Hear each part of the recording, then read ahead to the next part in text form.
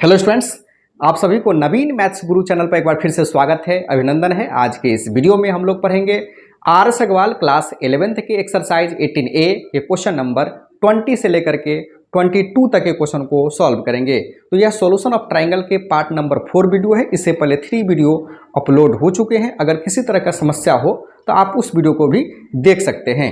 तो चलिए बिना देरी किए हुए हम लोग वीडियो को स्टार्ट करते हैं। जैसा कि आपका यहाँ पर आज का पहला क्वेश्चन है, क्वेश्चन नंबर 20।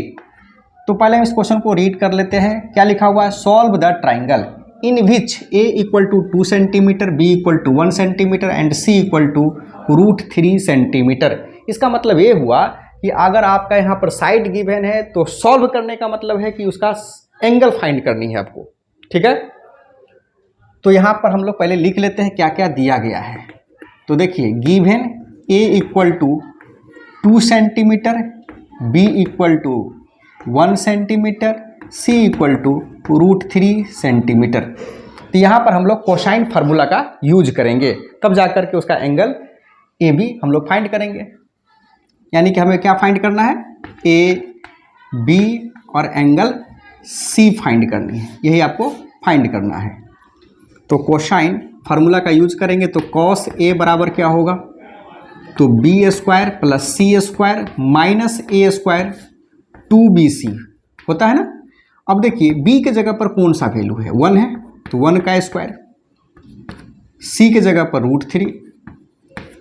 √3 का स्क्वायर माइनस 2 का स्क्वायर। हालांकि यहाँ पर सेंटीमीटर है तो आप सेंटीमीटर भी लिख सकते हैं, तो सेंटीमीटर स्क्वायर हो जाएगा। और नीचे में चूंकि 2 है ना, b और c, तो ये भी centimetre into centimetre, centimetre square हो जाएगा, तो वो भी कैंसिल आउट हो जाएगा नहीं, क्योंकि रेशियो आपका जो होता है वह यूनिट लेस होता है। तो यहाँ पर रेशियो के टर्म में सेंटीमीटर स्क्वायर और सेंटीमीटर स्क्वायर आ जाएगा, क्योंकि यहाँ पर देखिए हाँ कॉस ए भी लिखा है, तो कॉस ए का ही नाम है क्या? ट्रिग्मेट्रिक रेशियो, इसलिए इसका कोई यूनिट होता नहीं है, इसलिए मैंने नहीं लिखा है। आप 2 इंटू बी के जगह पर वैल्यू कितना है? 1 इंटू सी के जगह पर √3। अब देखिए क्या होगा? 1 प्लस 3 माइनस 4 बट्टे में 2√3, तो 4 माइनस 4 नहीं, 1 प्लस 3 4 हो गया, 4 में 4 घटेगा तो अब कितना आएगा बताइए? 0 बट्टे 2√3 मतलब 0 हुआ। ये रहा आपका कॉस ए का मान। अब बताइए, जब कॉस ए का वैल्यू 0 होगा तो इसका एंगल कितना होगा? आप जानते हैं कि कॉस ए का जो वैल्यू होता है 0 कब होता है? जब कॉस 90 डिग्री के बराबर होता है, इसलिए ए का मान कितना निकल गया? 90 डिग्री। सिमिलरली हम लोग अगला स्टेप करते हैं, कॉस बी निकालने की काम करते हैं। तो कॉस बी बराबर क्या होगा? तो A square plus C square minus B square upon 2ac। A के जगह पर देखिए 2 है, 2 का स्क्वायर। सी के जगह पर √3 है, √3 का स्क्वायर। बी के जगह पर 1 है, 1 का स्क्वायर। और यहाँ हो जाएगा 2 इंटू 2 इंटू √3। अब देखिए 2 का स्क्वायर 4, 3 माइनस 1, नीचे कितना होगा? रहने दीजिए ऐसे ही, √3। तो 4 3 7, 7 माइनस 1, 2 गुने 2 गुने √3। अब ये हो गया 6, 2 गुने 2 गुने √3 क्या होगा? देखिए 2 तिया 6 होगा। अब देखिए 3 को हम क्या लिखते हैं? तो √3 गुने √3 लिख सकते हैं ना आप, 2 गुने √3, √3 से √3 कट गया, तो क्या बचा यहाँ पर? √3/2 किसके बराबर है? तो कॉस बी के बराबर है। अब बताइए कितना डिग्री का वैल्यू होता है कॉस में? √3/2। तो आप जानते हैं कॉस 30 डिग्री का वैल्यू होता है नहीं, कॉस बी बराबर हो जाएगा कॉस 30 डिग्री। इसलिए एंगल बी का मान, या सीधे बी लिखिए, बी का मान कितना हो गया? 30 डिग्री। तो आपने क्या निकाला? ए का वैल्यू 90, बी का वैल्यू 30।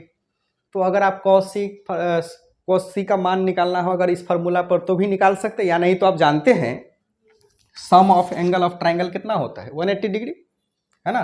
कोसाइन फार्मूला का यूज करके भी बना सकते हैं, या आप इस मेथड से भी बना सकते हैं। चूँकि आप 9th-10th में ही पढ़ते आ रहे हैं कि त्रिभुज का तीनों कोनों का योगफल 180 डिग्री होता है। Sum of angle of triangle is 180 degree. उसका हिसाब किताब लगा दीजिए। लिखिएगा as we know that sum of angle of triangle is 180 degree, so therefore angle C का मान कितना होगा 90 डिग्री। ए का वैल्यू कितना है जी 90, बी का वैल्यू 30, तो 90 डिग्री प्लस 30 डिग्री प्लस सी बराबर 180 डिग्री। यहाँ पर आप चाहिएगा तो एंगल का भी साइन दे सकते हैं, तो एंगल सी का मान निकल जाएगा 180 माइनस 9 3 12 मतलब 120, उधर जाएगा तो क्या हो जाएगा माइनस 120 डिग्री मतलब 60 degree. So therefore angle A का मान हो गया 90 डिग्री, एंगल बी का मान हो गया 30 डिग्री और एंगल सी का मान हो गया आपका 60 डिग्री। तो इस तरह से आपने देखा क्वेश्चन नंबर 20 का सॉल्यूशन। ठीक है, एक बार इसका स्क्रीनशॉट लेना चाहते तो ले सकते, ले लीजिए। तो चलिए अब नेक्स्ट क्वेश्चन है आपके सामने में क्वेश्चन नंबर 21। यहाँ पर भी उसी तरह का क्वेश्चन दिया गया है, लेकिन सॉल्व नहीं करने के लिए कहा है। यहाँ पर कॉस ए, कॉस बी और कॉस सी का मान निकालने के लिए कहा गया है। ठीक है, तो यहाँ गिवन क्या है, तो लिखिए given a equal to 3 centimetre, b equal to 5 centimetre और सी इक्वल टू 7 सेंटीमीटर। तो देखिए कॉस ए निकालना है, तो यहाँ पर हम लोग कॉस ए का फार्मूला का यूज करेंगे, कोसाइन फार्मूला। तो कॉस ए बराबर क्या होगा B square plus C square minus ए स्क्वायर बट्टे में 2bc। ठीक है, और b के जगह पर कितना वैल्यू है तो देखिए 5 है, तो 5 का स्क्वायर लिखिए। c के जगह पर 7 है तो 7 का स्क्वायर, a के जगह पर 3 है तो 3 का स्क्वायर बट्टे में 2 गुने 5 गुने 7 है ना, 25 प्लस 49 माइनस 9 बट्टे में हो जाएगा 2 गुने 5 गुने 7। गुना इसलिए नहीं करें, हो सकता है काटने में आपकी सुविधा होगी। अब देखिए 25 को 49 से जोड़ेंगे तो 9 5 14 के 4 कैरी 1, 4 2 6 1 7 74 माइनस 9 2 गुने 5 गुने 7। 74 में से 9 घटाएंगे तो कितना होगा 65 हो जाएगा, 2 गुने 5 गुने 7। अब देखिए 5 से कट जाएगा ना, 13 पंचे 65। अब ऊपर में हो गया 13 और नीचे में हो गया 2 सत्ते 14। तो इस तरह से आपने देखा कॉस ए का वैल्यू। अब हम लोग निकालेंगे कॉस बी का वैल्यू। ठीक है, कॉस बी बराबर क्या होगा तो A square plus C square minus B square upon 2ac। अब ए के जगह पर देखिए 3 का स्क्वायर, सी के जगह पर 7 का स्क्वायर और बी के जगह पर 5 का स्क्वायर। नीचे में 2 गुने 3 गुने 7, 3 तिया 9 49 माइनस 25 2 गुने 3 गुने 7। ठीक है, अब 49 में 9 को जोड़ेंगे 49 को तो कितना होगा 58 होगा, 9 9 18 58 माइनस 25 2 गुने 3 गुने 7। 8 में से 5 घटेगा 3, 5 में से 2 घटेगा 3, 2 गुने 3 गुने 7। तो 11 तिया क्या होता है 33। तो 3 को यहाँ से काटेंगे 11 टाइम्स में, तो 11 बार में कट गया, 11 और नीचा क्या बचा 2 और 7, तो 7 दूना 14। तो इस तरह से आपने देखा कॉस बी का वैल्यू। क्लियर है, अब आगे बढ़िए कॉस सी का वैल्यू भी हम लोग निकाल लेते हैं। तो कॉस सी बराबर क्या होगा A square plus B square minus C square बट्टे में 2ab। ए के जगह पर कितना 3 का स्क्वायर प्लस 5 का स्क्वायर और माइनस 7 का स्क्वायर 2 इंटू 3 इंटू 5। 3 का स्क्वायर कितना हो जाएगा 9 5 25 माइनस 49 2 गुने 3 गुने 5, 25 9 34, यहाँ हो गया 49 2 गुने 3 गुने 5। अब घटाइए, इसमें निगेटिव साइन आएगा ना, यानी कि माइनस 15 आएगा। 34 में से 49 घटाइएगा तो माइनस 15 आएगा। और देखिए 5 तिया 15 यानी कि 2 और 15, 15 से 15 काट दिए यानी कि -1/2। तो कॉस ए का वैल्यू हो गया आपका 13/14, कॉस बी का वैल्यू 11/14 और कॉस सी का वैल्यू -1/2। ठीक है, तो लास्ट में लिख दीजिए। अतः cos A equal to 13/14, cos B equal to 11/14 and cos C equal to -1/2। तो इस तरह से आपने देखा क्वेश्चन नंबर 21 का सॉल्यूशन। तो इसका भी स्क्रीनशॉट ले लीजिए।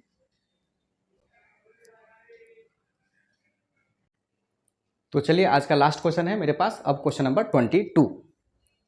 अब यहाँ पहले हम लोग इस क्वेश्चन को पढ़ते हैं। क्या लिखा है? The angles of triangle are in the ratio 1:2:3, यानी कि एंगल का जो रेशियो है 1:2:3 है। तो आपको प्रूफ करके दिखाना है कि उसके कॉरस्पेंडिंग साइड का जो रेशियो होगा वो इतना होगा, 1:√3:2।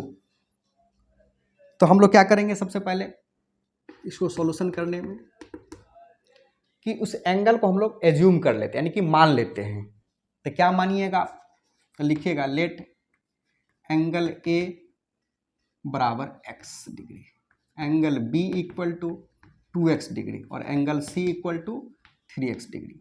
और हम जानते हैं कि तीनों एंगल का सम कितना होता है? 180 डिग्री होता है। लिखिएगा we know that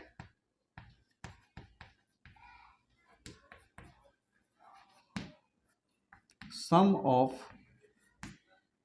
angle of triangle is 180 degree. So therefore angle A plus angle B plus angle C equal to 180 degree. अब देखिए एक जगह पर x डिग्री है, 2x डिग्री, 3x डिग्री बराबर 180 डिग्री। समझ रहे हैं? अब तीनों को जोड़िएगा तो 3 2 5 1 6, 6x डिग्री बराबर 180 डिग्री हो गया। इसीलिए x डिग्री बराबर क्या होगा? 180 डिग्री बटे 6, मतलब 30 बार में कट जाएगा। तो x डिग्री का मान कितना हो गया? 30 डिग्री। यानी कि x डिग्री किसके बराबर है? a के बराबर है। तो इसलिए आप कह सकते हैं कि एंगल a का मान कितना आ गया? 30 डिग्री। एंगल b का वैल्यू क्या होगा? 2 × 30 मतलब 60 डिग्री हो गया। और एंगल c का मान 3 × 30 डिग्री मतलब 90 डिग्री। आपने क्या किया? निकाल लिया वैल्यू। ठीक है, एंगल ए बी सी का हम लोग वैल्यू फाइंड कर लिए। अब यहाँ पर रेशियो निकालना है साइड का। तो यहाँ पर साइड और एंगल के बीच में जो है हम लोग चाहेंगे तो साइन फार्मूला का यूज करके आसानी से बना सकते हैं। तो हम लोग जानते हैं कि a बट्टे साइन ए बराबर क्या होता है? b बट्टे sine B equal to c बट्टे साइन सी। तो इसको अगर हम k मान लेते हैं तो क्या होगा? k हमने एज्यूम कर लिया। तो a बराबर क्या हो जाएगा? k साइन ए। अब ध्यान दीजिए यहाँ पर a का मान कितना है? 30 डिग्री। तो डायरेक्ट हम क्या लिख सकते हैं? Sine 30 degree. मतलब क्या होगा? k इंटू साइन 30 का मान इतना हो गया, 1/2। इसे हम k/2 भी लिख सकते हैं। b बराबर क्या होगा? यहाँ से देख लीजिए k साइन बी। b का मान कितना पता है मुझे? 60 डिग्री है ना। तो क्या होगा? k इंटू साइन 60 डिग्री मतलब k इंटू √3/2 मतलब √3k/2 हो गया। उसी तरह से c बराबर क्या होगा? तो k साइन c होता है।